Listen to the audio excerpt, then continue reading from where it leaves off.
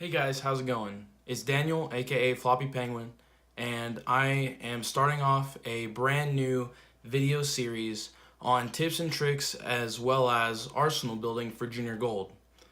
Stay tuned for more.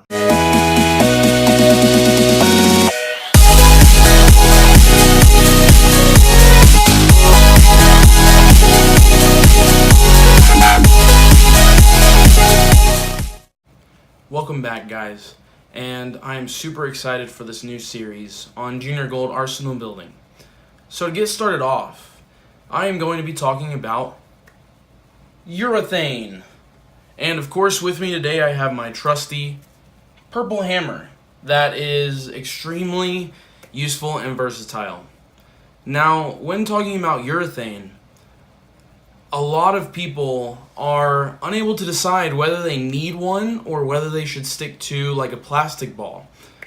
Well, I can tell you, if you are able to flatten out your wrist like this and use it for spares, I think urethane is an amazing option because it also helps you on the short pattern if there is a lot of friction and you want a controllable line to the pocket with a very versatile and controllable ball. And urethane is also a great option whenever you need a lot of surface for something like the short pattern, so you don't see the huge motion on the back end like a lot of people like to see. That can be very dangerous whenever you're talking about short patterns especially. So, continuing on, I want to show you guys my second urethane. This is my second purple hammer. You can see a different layout. This layout is a 60 by 4.5 by 70, and the first one I showed you is 60 by 5 by 40. The main difference between the two is that second one I just showed you has a lot more flare potential, and the pin is closer to my PAP, and my PAP is 4 15/16 inches over and 1 7/8 inches up. Therefore, you can tell that the 4-inch pin is going to have a lot more flare because it's closer to the maximum flare number, which is 3 3/8 inches from my PAP. So another thing that you should always talk about whenever you discuss urethane is surface. Absolutely surface. These are very important. These are Abralon pads that I have in my hand right now. So, let me give you a walkthrough of each one that I have in my hand. I currently have a 500, a 1000, a 2000, and a 3000. So right here is the 500 grit. This one is the lowest one that I prefer to use in many competitions. I have gone lower than this. I have never touched a 180 grit pad to any of my bowling balls. I think that that's a pretty bad idea. That would really scratch up the surface as well. So, I have touched the 360 grit a few times, but it's very rare, and I don't see a big need for something like that, especially not at Junior Gold. Those are only extremely rare circumstances that you more than likely will not run into in a very long time.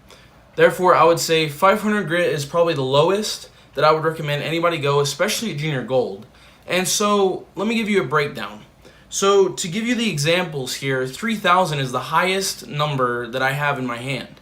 So, with a 3000 comparing it to a 500 grit, the 500 grit changes when the ball reads the lane, depending on how early or late. 500 grit makes it read much earlier and sooner and closer to the foul line, and a 3000 grit makes the ball read later down lane and retain more energy.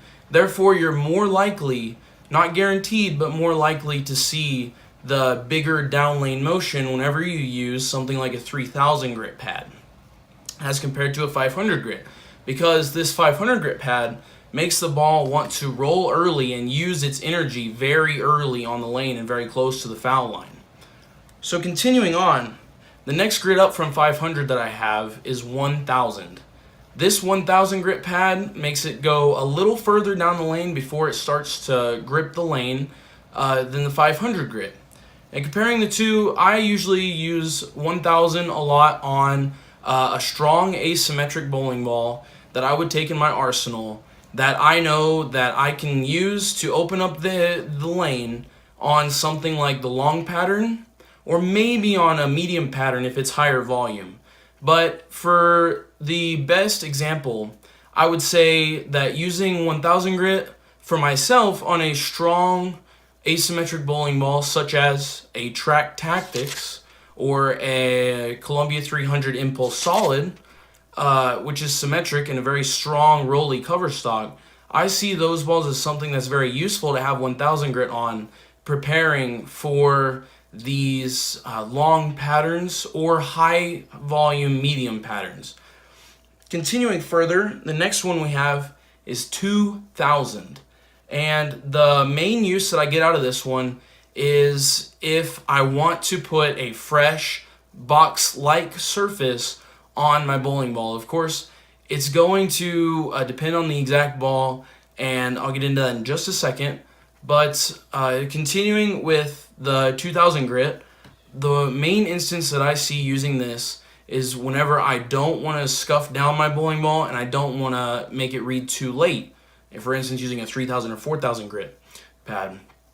So I'll go to the 2000 on a ball that usually comes out of box at 2000 and make it just that fresh surface again that it was meant to be out of the factory, or the factory finish. Now the differences between factory finishes on bowling balls: if you have a shiny bowling ball, it is always finished with polish, such as a pearl or a polished hybrid, or in the case of the Columbia 300 Eruption Pro Blue, a polished solid. And the best thing to do is go to the manufacturer website and figure out what box surface comes on your bowling ball. It also says it on the box that it originally came in. Now continuing forward with stuff that like a urethane ball, the reason that I would use something like this 2000 grit is if I throw it in the practice session at Junior Gold and I see that it's really reading and trying to grip the lane a little too early, not doing quite enough down lane that I want it to. So I'm going to try and get it to store a little bit more energy, and so I might try the 1000, or if I need a lot, I'll put the 2000 to get it to retain more energy down lane and not read so early as compared to 500 grit, which is the lowest one that I had a minute ago. Now the last one I have with me is right here. This is a 3000 grit Abralon pad. This 3000 grit makes the ball retain even more energy so that it doesn't read very early. And the reason that I'm not going any higher than 3000 right now is because with a 4000 grit pad, which is the highest Abralon sold at the moment, with a 4000 grit pad, it is very difficult to really mess with the surface of the bowling ball by hand. The most efficient way to use a 4000 grit pad, or anything around there, is to use a ball spinner in a pro shop, or to have a pro shop operator do it for you. And this is not always an option at tournaments, because maybe you need to adjust something while you're warming up right before as the lanes are on, which you cannot do at Junior Gold sadly, but at a different tournament. Or if you're at Junior Gold on the practice session days on the weekend prior to competition starting on Monday, and you only have a limited amount of time to practice in the entire bowling center, then it's very useful to have these Abralon pads and not have to go to a ball spinner unless absolutely necessary. And I think that that would take a little too much time out of your practice session to get the most use out of it. So that is why that I do not carry a 4000 grit in this video, and I probably won't be able to use it much while I'm at tournaments like Junior Gold or any big tournaments, because it's just not efficient to try and put 4000 on a bowling ball by hand. It's mainly efficient while doing it in a pro shop. So continuing on, these two urethane balls are great options for someone that is especially a tweener or high rev player that knows how to flatten out their hand for their spares. Without knowing how to do that, I recommend getting a plastic ball, such as a Maxim or a White Dot or whatever that you prefer with brand choices. And with these urethane balls, if you do know how to flatten out your hand, they can be an extremely, extremely useful tool, especially on the short pattern at tournaments such as Junior Gold or anything that's very difficult. I have had success a lot in my bowling career with urethane on specific lane conditions. One that currently rings to mind is whenever I won the sectional for collegiate bowling. I won the USBC sectional in Dallas, Texas, and shot the highest score there as well as in the nation. And I used this purple hammer, the first one that I showed you guys, with the layout of 60 by 5 by 40 on it. And I had 1000 grit on it, and we were not allowed to change the surface in warm-up, so I only was going in blind basically. And so I decided to put 1000 on it instead of going with 500 or 2000, because I felt that 1000 is a pretty good medium for something that you're guessing on. Now at Junior Gold you won't necessarily be guessing if you attend the practice sessions, even though it will slightly change between the days of your practice session and the actual competition. They are a good general rule of thumb that if you can utilize one surface very well, then it should be very similar than the coming day of your competition. So anyways, at this sectional I had 1000 on my purple hammer going in blind, and I was able to use it playing up the gutter where nobody else really was. And I felt that I really had gained an advantage using surface to my advantage and using my knowledge of these Abralon pads to truly come over and bowl well and to match up to the lane surface and have all the miss room.